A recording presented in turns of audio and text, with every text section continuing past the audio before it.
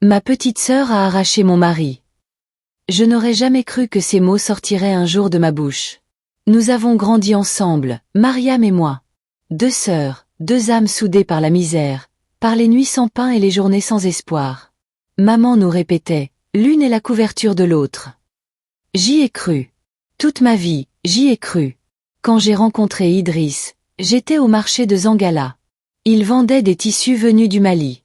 Il était doux, respectueux, et pour la première fois, un homme me regardait comme une femme et non comme un poids. Il m'a aimé. Je l'ai aimé. Nous nous sommes mariés l'année suivante. J'ai tout donné pour que notre foyer tienne. Même quand les temps étaient durs, même quand les enfants ne venaient pas. J'ai prié, jeûné, pleuré, mais je suis restée digne. Un jour, Mariam est venue vivre chez nous. Elle avait fui une maison de violence. Comment aurais-je pu refuser? Elle était ma sœur. Elle dormait dans le salon, je partageais mes habits, ma nourriture, même mes secrets de femme. Ce que je ne savais pas, c'est qu'elle écoutait plus que je ne parlais.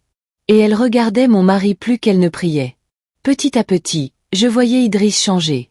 Il riait plus avec elle qu'avec moi. Il s'habillait mieux.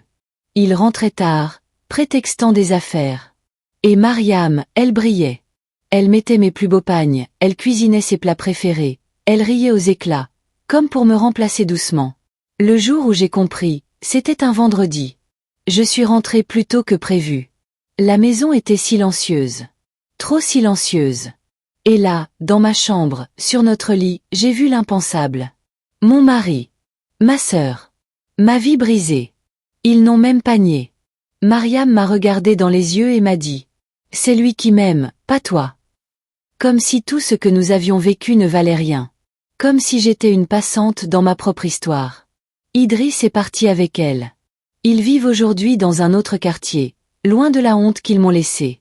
Moi, j'ai tout perdu ce jour-là. Un mari. Une sœur. Une partie de moi-même. Mais j'ai aussi appris. J'ai appris que le sang ne fait pas toujours la famille. Que l'amour ne suffit pas quand le respect s'en va. Et qu'une femme, même brisée, peut se relever. Aujourd'hui, je vis seule, mais je vis en paix.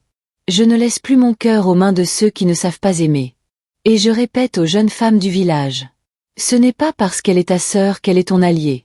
Ouvre l'œil. Même dans la maison, le serpent peut dormir sous ton toit. Cette histoire t'a touché? Alors abonne-toi à Africa Story pour que nos mémoires ne meurent jamais. Chaque like, chaque commentaire, c'est une parole d'ancêtre qui revient à la vie.